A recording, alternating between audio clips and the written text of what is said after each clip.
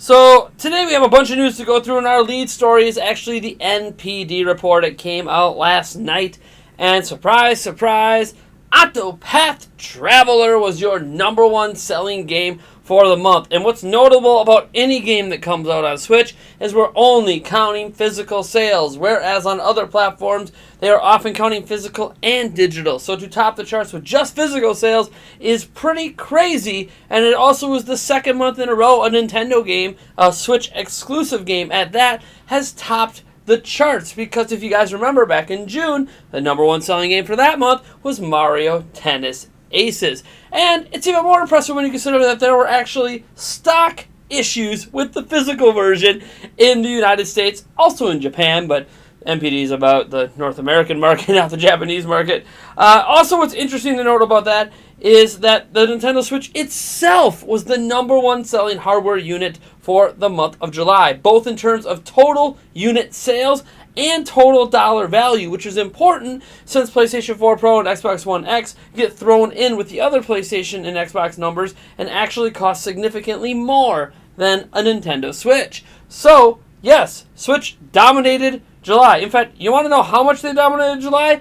5 of the top 10 selling software titles in July were Nintendo Switch exclusives. I already told you about Octopath Traveler at #1. At #3 was Mario Kart 8. At #5 was Breath of the Wild. #7, Super Mario Odyssey. And #10, Mario Tennis Aces. So Switch was killing it in July. There's some additional information to talk about from the NPD report. I got a lot of this from Matt Piscatella over on Twitter. A link down to his Twitter account for this information confirmation for you guys. It says unit sales of Nintendo hardware this July were the highest of any July Nintendo has had since 2009, which is kind of sort of still in the heyday of Wii and DS. Very impressive for Switch, and obviously the NES Classic and SNES Classic. This is the 7th month since the Nintendo Switch launched that it led the month in total sales, and this is actually the first month in 2018 they did that. So it's crazy. During their launch year in 2017, 6 of those months it led the month in North America. But this is the first time this year. Maybe it'll be the first of many for the rest of the months in 2018. And it says also Nintendo Switch is the only platform showing year-on-year growth of sales of full game software. This is obviously physical games we're talking about. More than doubling last year. Also, in addition to all this, we learned that Nintendo was not only the top publisher for July, aka their published games sold more units than any other publisher in the world.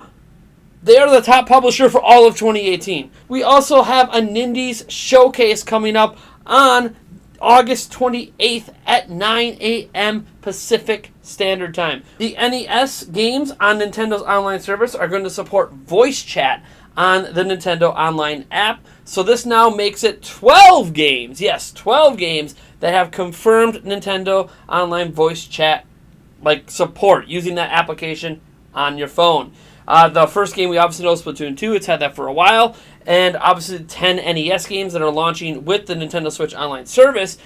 And this is a good one. This was a shocking one. Diablo 3 is actually going to be supporting voice chat through the Nintendo Switch Online app. So yes, the Nintendo Switch Online app is not dead, even though I was hoping to go to its graveyard and drop some flowers and say a few prayers. But unfortunately, the Nintendo voice chat is the online app thing is alive and well, and I hoped Fortnite was a sign we were going to see more local voice chat, but still going to have a second device for voice chat because Nintendo likes controlling every device in your house. I honestly don't know why they're even supporting this thing.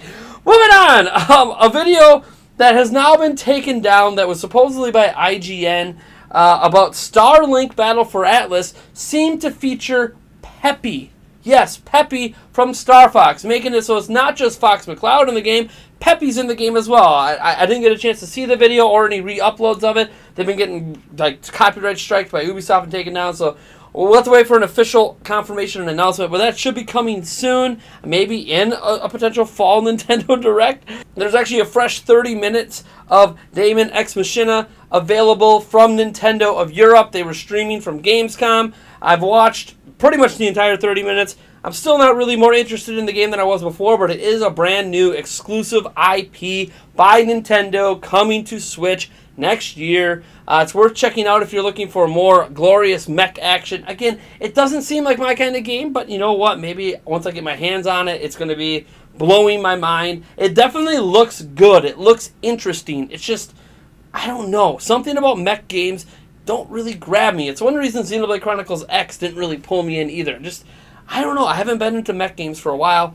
We'll have to see how this one plays out. And the last bit of news we have for today is that Breath of the Wild won an award of excellence in engineering from SEDEC, which is, I've talked about before in a couple of videos now. And Splatoon 2 won an award of excellence in game design. So a couple of Nintendo's games from last year getting some nice awards from an event in Japan. That's going to do it for today's Prime News. Hopefully I got all this in a timely manner, trying to hit that sub 5 minute mark every single Prime News episode. About to say every single day, but there's not always enough news for one of these every day. Okay, I'm out of here.